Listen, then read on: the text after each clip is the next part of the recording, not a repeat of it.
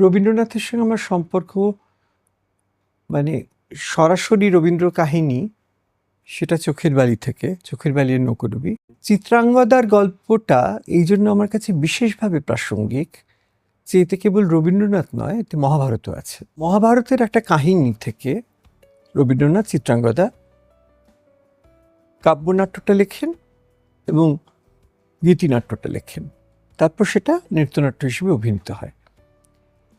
এই নৃত্যনাট্যটায় বা গীতিনাট্যটা, এটাই আমার প্রধান বেসিক টেক্সট। চিত্রাঙ্গদাটাকে একটা মূল অনুপ্রেরণা বা সেটাকে একটা কেন্দ্রীয় চরিত্র রেখে এইবার তাকে ঘিরে চিত্রাঙ্গদার ফিলসফিটাকে ডিসকাস করা হয়েছে। আমার আগের ছবিগুলোতে রবীন্দ্রনাথের ফিলসফিটা কতখানি এসছে আমি বুঝতে পারিনি। এই ছবিটা আমার মনে হলো বা হচ্ছে এখনো যে হয়তো কোনো না কোনোভাবে রবীন্দ্রনাথকে আমি ছুঁতে পারলাম। লাগলো লাগলো চোখে।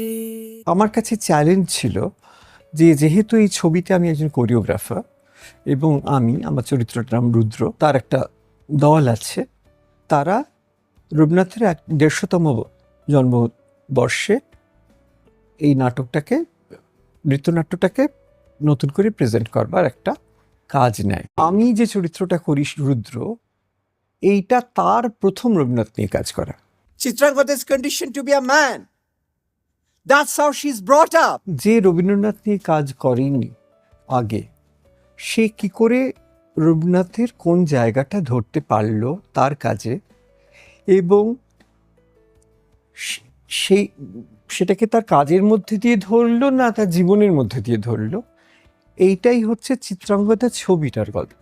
চিত্রাঙ্গদা নৃত্যনাট্যে অর্জুন যখন প্রথম ওই ম্যাসকুলিন চিত্রাঙ্গদার খবর পায় এবং তার পাশে ট্রান্সফর্ম সুন্দরী চিত্রাঙ্গদাকে জিজ্ঞেস করে, যাকে আমরা সুরূপা বলি, যে চিত্রাঙ্গদা রাজকুমারী কেমন না জানি, তখন চিত্রাঙ্গদা তাকে নিরস্ত করার জন্য বারবার ডিসওয়েট করছে, বলছে ছিচি কুৎসিত কুরুপোষে, একবারও বলে না কুরুপা সে, অথচ আমরা সারা জীবন বলে এলাম কুরুপা সুরূপা। চিত্রাঙ্গদা যে কোনো সময় দাঁড়িয়ে প্রাসঙ্গিক, এই সময় দাঁড়িয়ে ভারতবর্ষের এবং বিশ্বের কাছে আরও প্রাসঙ্গিক, কারণ চিত্রাঙ্গদা আরও অনেক মানুষের কথা বলে।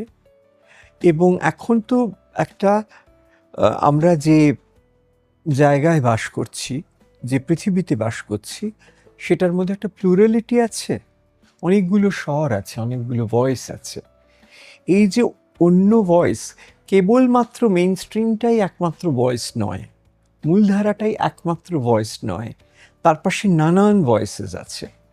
সেটা মানে কাস্টের ক্ষেত্রে আছে, রিলিজনের ক্ষেত্রে আছে, ইকোনমিক ক্লাসের ক্ষেত্রে আছে, সাবঅল্টার্নসদের আছে, কমিউনিটির আছে, জেন্ডারের আছে, এই সব কিছুর যে একটা অল্টারনেটিভ ভয়েস তৈরি হয়েছে, এবং একদিন অল্টারনেটিভ ভয়েসগুলো জুড়ে হয়তো আরেকটা মেইন স্ট্রিম ভয়েস তৈরি হবে। সেই কারণেই চিত্রাঙ্গদা খুব ইম্পর্ট্যান্ট একটা টেক্সট। লাগলো লাগলো চোখে।